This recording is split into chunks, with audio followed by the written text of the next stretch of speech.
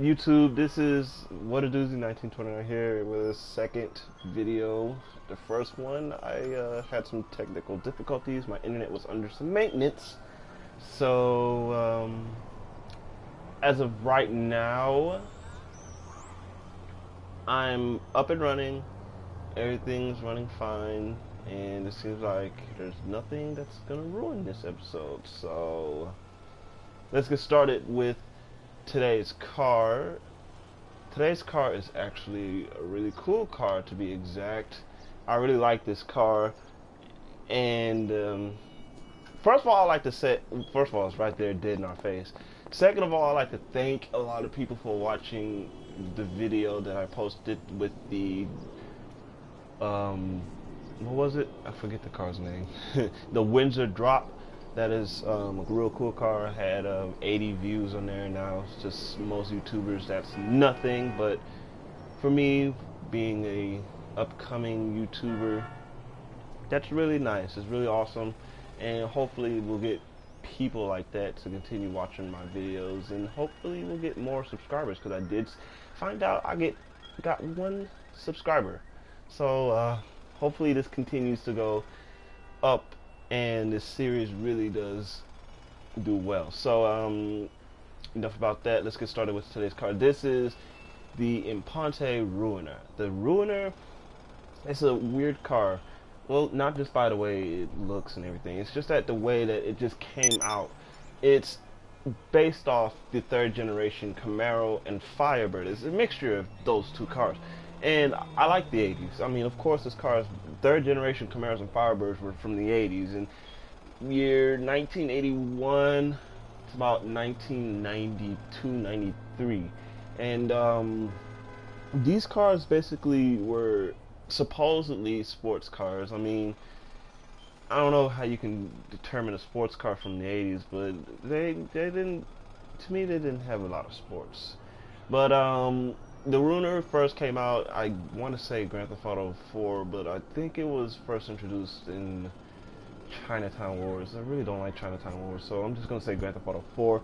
And this car just basically hasn't changed a bit. This is the 2nd time being in the 3D universe, and it's an awesome little car. It's a really cool muscle car, and let's just say that the Ruiner, of course, being based off the Firebird and the Camaro, this is the high performance model of those 2 cars.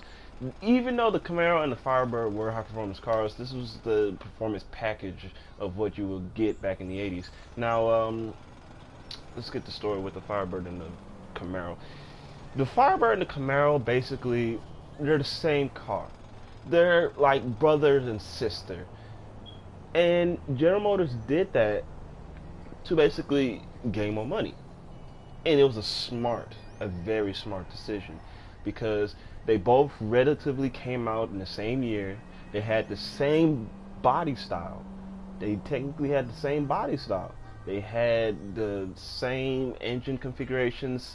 They were really cool cars. And they've been butting heads with each other for over 40 years. And we all know, of course, who won the battle.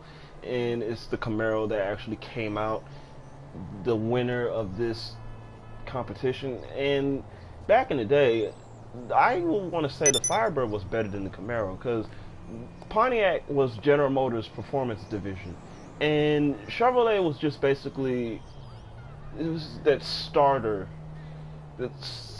based kind of company. It was the lower end. It was like the Mercury. It wasn't very luxurious. It was just a car that was reliable, get you from point A to point B. It was that kind of car. But the Pontiac was General Motors performance division, like Oldsmobile was the luxury division. It was right behind Cadillac. It was right behind Cadillac, and then of course Buick is right there at the lower luxury end. And we all know Cadillac's at the higher end. But getting back to the Firebird and the Camaro, it's just no difference between them 2. You basically look at a Firebird, and it's just basically a Camaro with Pontiac parts on it. The only difference is basically the branding. And of course, the Camaro, it did at one point cease production, and the Firebird continued to be in production.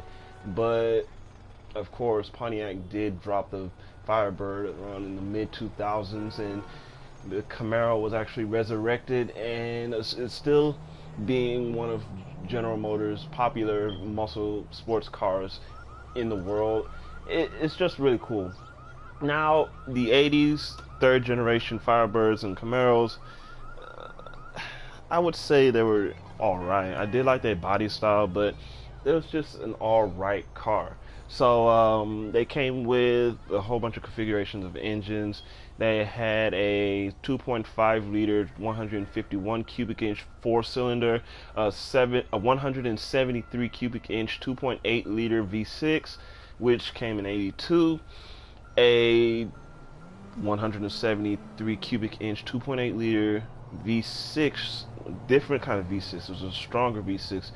It came out in 85 and throughout 1989. Then we had the 191 cubic inch 3.1 liter V6, and then we had the 305 cubic inch 5.0 liter V8. This is where we started getting towards the performance. I mean, cars going above 130, 140 miles plus an hour. This is where you start getting these cars to have as much performance. That was a V8, and then you had the most high performance one. We had the 350 cubic inch 5.7 liter L98 V8, which was the most powerful engine in these cars altogether. Like I said, those are rare cars to find, those cars with the V8s, because most of the people back in the 80s, they bought the V6s and the 4 cylinders. But those V8s, they're kind of hard to find. And I would say that was really cool about those two cars. The transmission, you had a 4-speed manual, it has a 5-speed manual. You also had a 3-speed automatic and a 4-speed automatic. Those were the only 4 transmission options you had on a 2,565 millimeter wheelbase.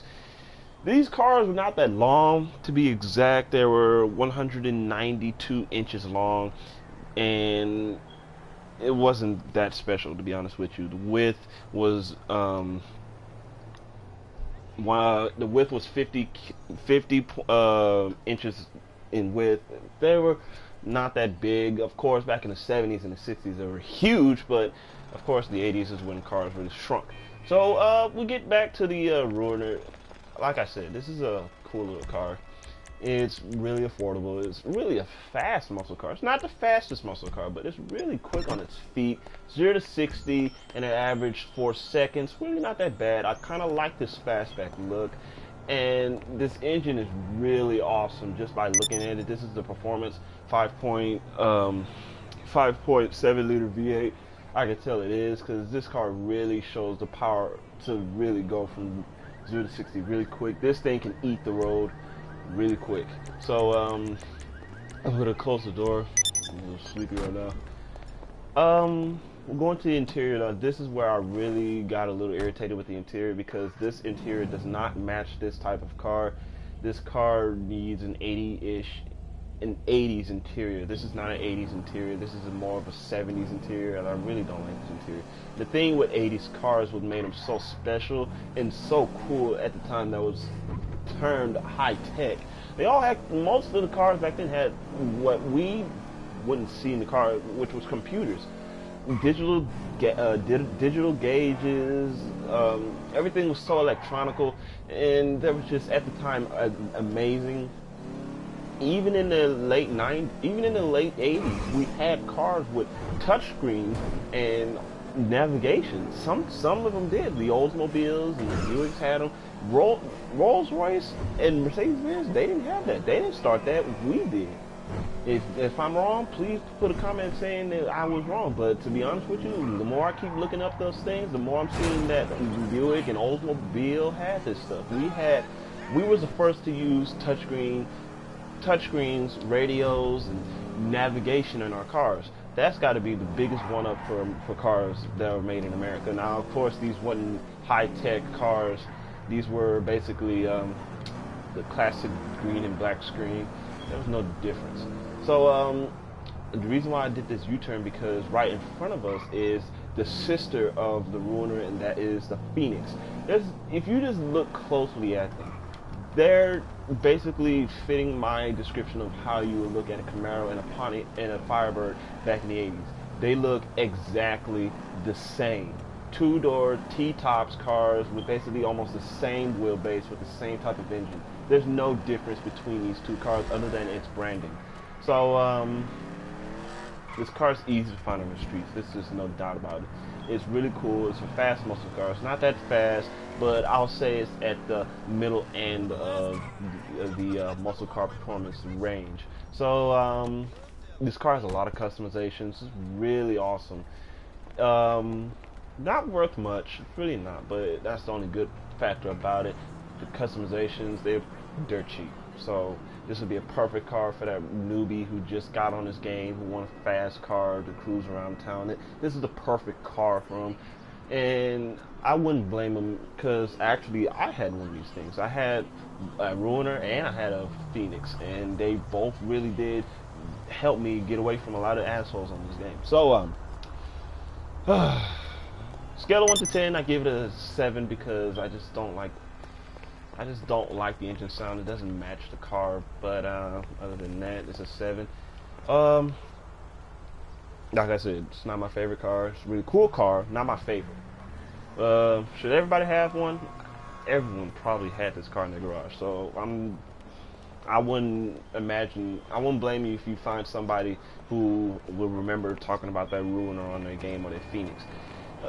These two cars were really cool, the Ruiner and the Phoenix. They're just really two cool cars. So other than that, I'm going to end things off with the wonderful Imponte Ruiner. Ooh, 450 GT. Now that's something weird. I need to look that up. Ooh, I see something interesting. If we look up close, ruining Impontes since 1967. If you go back, that's around the same year the Firebird and the Camaro, probably around that year term, came out. Now I might be wrong, but I know it's around 1967. So that's an interesting little fact if you didn't know that. So I'm signing off with the Imponte Ruiner. I'll see you guys in the next episode.